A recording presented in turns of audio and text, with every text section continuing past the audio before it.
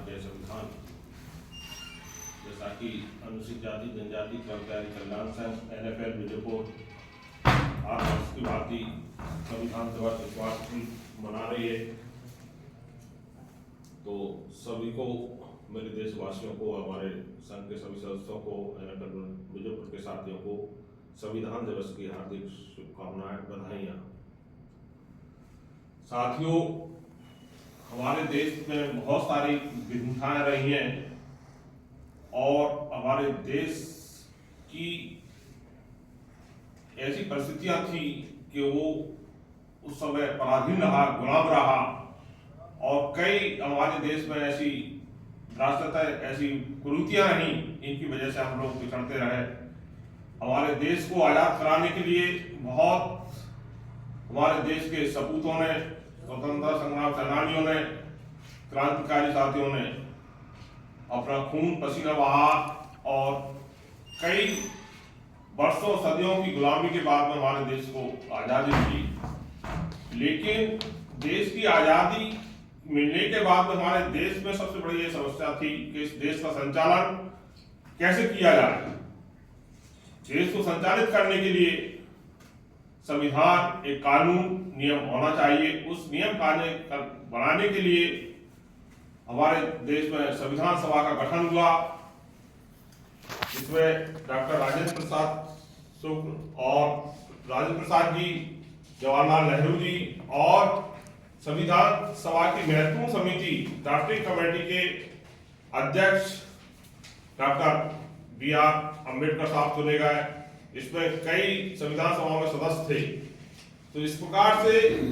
लगभग 60 देशों का अध्ययन, देशों के संविधानों का अध्ययन करने के बाद में हमारी संविधान समिति ने इसके ड्राफ्टिंग कमेटी के जो मेंबर थे, अम्बेडकर साहब को अपनी अपनी सूचनाएं हर एक कमेटी में लगभग उस समय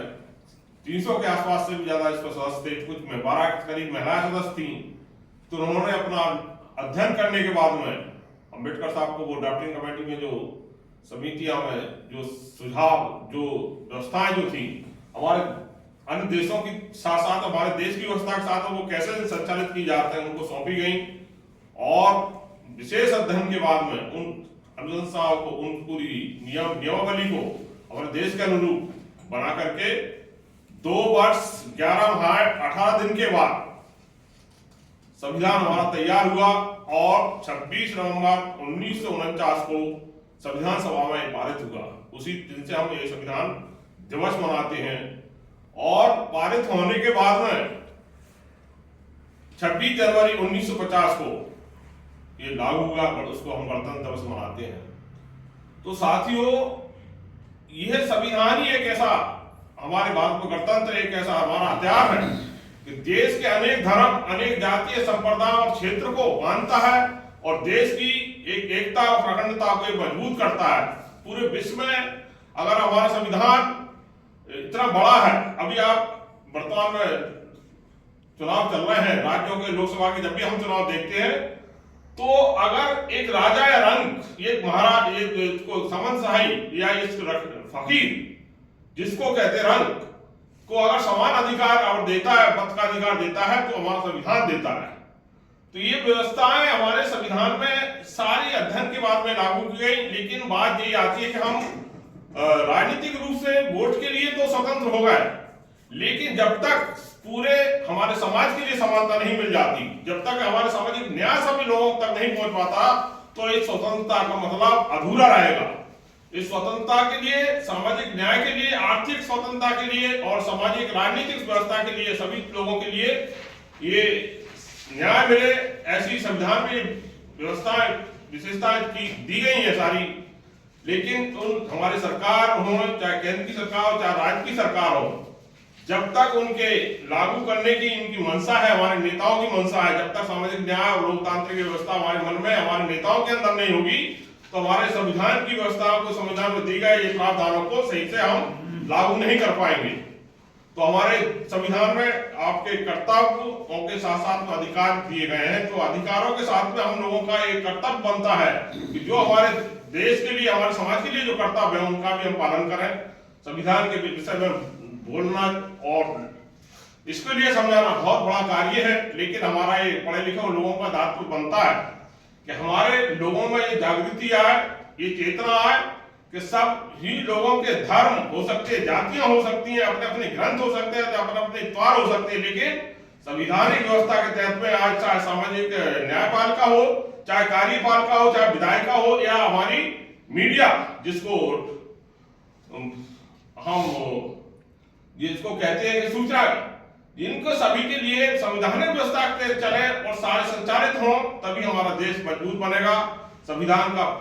पालन हमको सबको करना चाहिए। और संविधान में जो हमारे पूर्वजों ने जो सपना देखा था, अम्बेडकर साहब ने, जो राजेंद्र प्रसाद जी ने, हमारे बहुत सारे नायडू जी जो उसके सदस्य हुए, बहुत सारे लोग जो सदस्यों ने जो सपना देखा था, उस सपनों के साकार करने के लिए हम सबको, पढ़े लिखे बुद्धिजीवियों को और अधिकारी कर्मचारी हो, चाहे हमारे नेता लोग हो, सबको संविधान का पालन करना चाहिए, उसको सही रीति से उसके अनुसार चलना चाहिए। क्योंकि जब हमारा प्रधानमंत्री या राष्ट्रपति लेता है शपथ, तो संविधान को आगे रख करके शपथ लेता है। और जब हमारे कोई सर्वोच्च न्यायालय, सुप्रीम कोर्ट भी अगर कोई हमारे लिए कोई कानून बनाता है या कोई सिफारिश संचालित करता है, तो सबसे आगे उसको हमारे संविधान को रखकर करता है। ऐसी पवित्र इस व्यवस्था के लिए, इस पुस्तिका के लिए, मात पूजा के लिए नहीं, मत कहने के लिए नहीं, हमारे घर व्यवहार परिवार में, हमारे देश में सबको लागू करने के लिए अपने अपने फर्ज निभाना पड़ेगा, अपना अपना कर्तव्य निभाना पड़ेगा। तभी हमारा देश और तभी हमारी ये संस्कृतियां, तभी हमारी एकता मजबूत हो सकती है। सबको, मेरे सर को संविधान के विषय में, अगर वास्तव में हमारे लिए संविधान नहीं होता, मैं हमारे स्टेज के बीच में बैठा हूं तो ये बात कहना होती है कि सबको, मेरे सर को सम्मान तेरे संविधान से मिला, सबको मुकद्दर से मिला होगा, मेरे को तो मुकद्दर भी तेरे संविधान से मिला। तो हमारे संविधान लिखने से पूर्व हमारे अनुसूचित जाति जनजाति और भी भाइयों की जो व्यवस्थाएं थी, आज सब हम लोग स्वतंत्रता की सांस लेते हैं, समानता की बात करते हैं। मात्र एक ही हथियार हमारे पास में, जब तक हमारा संविधान जिंदा है, हमारा संविधान सुरक्षित है। आज हमारे संविधान पर बहुत सारे खतरा बढ़ रहा है। कुछ ऐसी ताकतें हैं जो नहीं चाहती, जो संविधान सभा में भी उनका विरोध किया गया था, संविधान लागू होते समय भी विरोध किया गया था, और आज भी वो संविधान को व्यवस्था के लिए उसको आज भी उसको तोड़ने के लिए, उसको कमजोर करने के लिए वो लोग सक्रिय रहते हैं। तो हमारे लिए सबको मिलकर के ऐसी ताकतों के खिलाफ एकजुट होकर के लड़ना पड़ेगा और संविधान को मजबूत करना पड़ेगा। तो व्यक्ति मरता है, शरीर मरता है, मैं कहता रहता हूं, व्यक्ति मरता है, शरीर मरता है, लेकिन विचार नहीं मरता। विचारों के रूप में, संविधान के रूप में डॉक्टर अंबेडकर साहब, उनकी मानवता की सोच आज भी जिंदा है और आगे भी जिंदा रहेगी। हम सबको मिलकर के ये प्रण लेना पड़ेगा कि हमारे लिए, अगर बाबा साहब को हम मानते हैं और हमारी सामाजिक सोच की, न्याय समता की लड़ाई के लिए जो सपने हमारे शहीदों ने देखा तो उसको मानते हैं, तो संविधान को रक्षा के लिए हम सबको आगे आना पड़ेगा और संविधान को सुरक्षित रखना पड़ेगा। संविधान की व्यवस्था को लागू करने के लिए सभी को हमको एकदम जो बन सकता है वो करना पड़ेगा, तभी हमारा देश, हमारा समाज मजबूत होगा। जय भीम, जय संविधान, जय भारत, धन्यवाद।